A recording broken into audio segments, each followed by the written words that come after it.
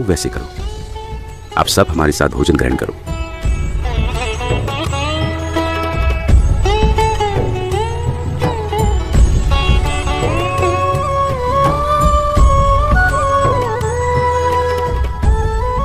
बेटा सम्मन, 5 नहीं 6 पात्रों में भोजन डालो।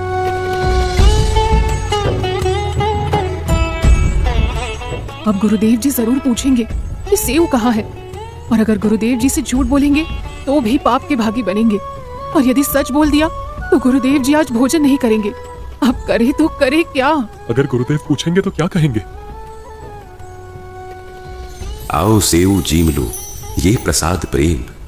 बेटा शीश कटत है चोरों के, साधुओं के नित्य क्षेम।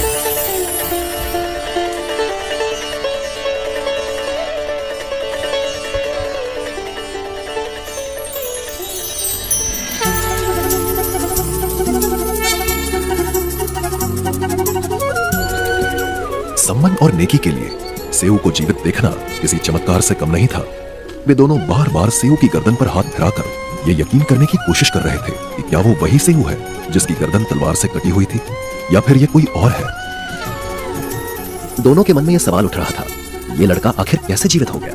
जब गर्दन पर किसी प्रकार का निशान नहीं मिला तो वे उठकर कमरे के अंदर गए जहां सेऊ का मृत शरीर रखा था। वहां जाकर देखा तो धड़ और गर्दन दोनों गायब थे। बस चारों तरफ केवल खून के धब्बे बचे थे। परमात्मा कबीर जी ने मन पापी के संशय और भ्रम को समाप्त करने के लिए इस प्रमाण को छोड़ा था। नेकी, सेऊ का शीश तो यहीं रखा था, कहाँ गया? हाँ, और धड़ भी यही तो था, वो भी यहाँ पर नहीं है। इसका मतलब बाहर बैठा अपना सेऊ ही है। हाँ नेकी, भगवान अंतर्यामी है और आज उन्होंने हमें हमारा पुत्र भी लौटा दिया। हे परमात्मा, आपकी लीला सचमुच अपरंपार है। आप भी अपने बच्चों को सेवा करने की शक्ति और हिम्मत देते हैं और फिर स्वयं ही वो सेवा पूरी करवा लेते हैं। हे दाता, आपकी जो महिमा और चमत्कार हमने सुने थे वो आज हमने अपनी आंखों से प्रत्यक्ष देख लिया। आपकी कृपा और करुणा का कोई अंत नहीं है। हम धन्य हैं जो हमें आपकी शरण में आने का सौभाग्य प्राप्त हुआ। नेकी और सम्मन पूरे भाव से पूरी घटना का वर्णन करते हैं जिसमें उन्होंने अपने सेवा भाव और परमात्मा के प्रति अटूट विश्वास के साथ जो बलिदान दिया उसे साझा किया। उनकी कहानी सुनकर कमाल अचंभित रह जाता है और उसके मन में गहरा पश्चाताप जाग उठता है।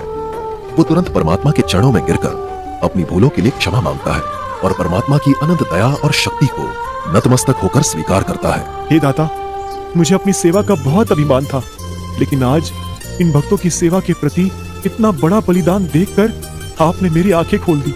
हे गुरुदेव, मुझ नीच को क्षमा करो। इस कथा के माध्यम से हमने देखा कि पूर्ण परमात्मा कबीर साहिब जी की अनंत कृपा और महानता का अनुभव करने के लिए भक्ति और श्रद्धा का होना आवश्यक है। सम्मन और नेकी ने अपने पुत्र सेऊ की कुर्बानी देकर ये साबित कर दिया कि सच्ची भक्ति में कोई भी बलिदान व्यर्थ नहीं जाता।